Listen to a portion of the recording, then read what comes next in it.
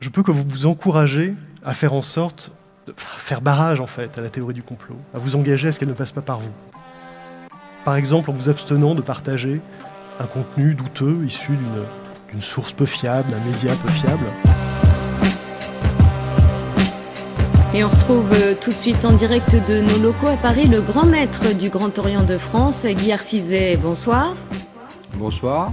Alors quasiment toutes les personnes mises en examen dans l'affaire du Carlton seraient membres de la franc-maçonnerie. Alors comment expliquez-vous que le Grand Orient de France se retrouve au cœur de cette affaire? Je l'explique pas.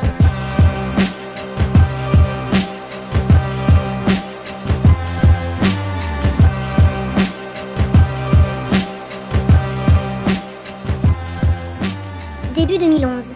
La police judiciaire de Lille reçoit des éléments indiquant l'existence d'un probable réseau de prostitution dans des hôtels de la ville, le Carlton et l'hôtel des Tours. Certains des dirigeants des établissements pourraient être complices. Plusieurs portables sont alors mis sur écoute, dont celui de René Cochefer.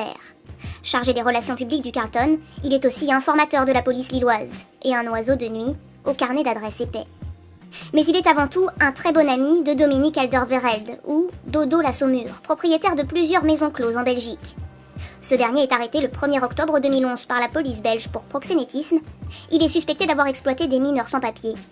Certaines de ses filles auraient participé, peut-être à sa demande ou à celle de Cochefer, à des parties fines en France et en Belgique. Sa compagne, Béatrice Legrain, ancienne prostituée et gérante d'un établissement, est aussi arrêtée, ainsi que 2 de ses associés. En France, une information judiciaire a été ouverte en mars 2011 pour proxénétisme aggravé en bande organisée, association de malfaiteurs et blanchiment d'argent. Les arrestations ne se font pas attendre. Quelques jours après le coup de filet belge, plusieurs cadres du Carlton sont mis en examen. René Cochefer, mais aussi le directeur Francis Henrion et le propriétaire de l'hôtel, Hervé Franchois. Le coup de filet aurait pu s'arrêter là, mais l'affaire touche plusieurs notables de la région qui ont été mis en examen. David Roquet, le directeur d'une filiale du groupe Eiffage, Fabrice Pachkovski, le gérant d'une société de matériel médical, et le commissaire divisionnaire chef de la sûreté départementale du Nord, Jean-Christophe Lagarde. Ils sont soupçonnés d'avoir organisé des parties fines avec des prostituées envoyées par Dodo la Saumure à Lille, Paris et aux États-Unis. L'un des principaux bénéficiaires de ces soirées serait Dominique Strauss-Kahn. Ami depuis plusieurs années avec Fabrice Pachkovski, DSK lui a envoyé plusieurs SMS laissant peu de doute sur la nature de ces soirées. Ces faits ont été étayés par des prostituées auditionnées par les enquêteurs. Mounia R affirme avoir participé à une soirée à l'hôtel Murano à Paris, à laquelle était notamment présent l'ancien directeur du FMI et Béatrice Legrain. Elle aurait été introduite dans le cercle du Carlton par Emmanuel Rigler, un ténor du barreau lillois, mis en examen le 12 octobre 2011. Une autre prostituée des bars belges, Jade, confirme l'existence du réseau. Elle explique avoir passé la frontière à plusieurs reprises pour participer à des relations tarifées avec les gérants du Carlton dans un appartement proche de l'hôtel.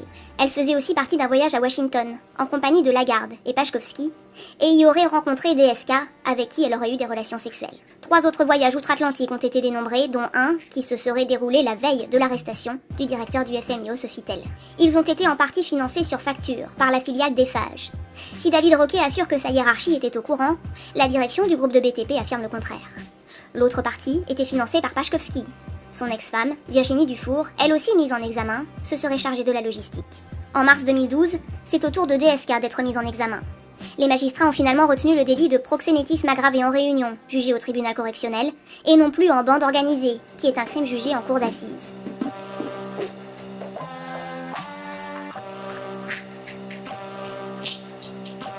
Alors comment expliquez-vous que le Grand Orient de France se retrouve au cœur de cette affaire?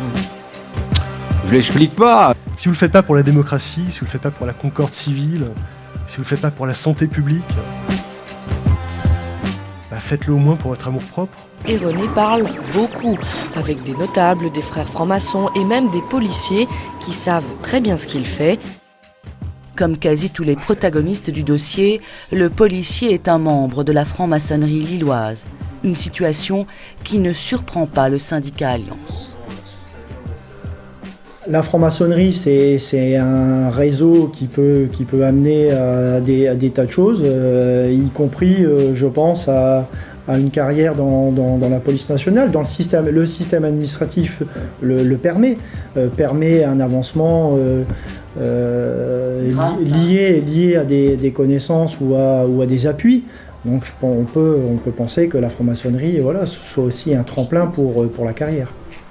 Un détective privé, ex-enquêteur de la police judiciaire, est également lié à certains personnages de l'affaire. Franc-maçon, lui aussi, on ne connaît pas son rôle exact au sein du système. Il était là, auprès de René Cochefer, lors de son interpellation. Pourquoi ? La question reste pour l'instant sans réponse.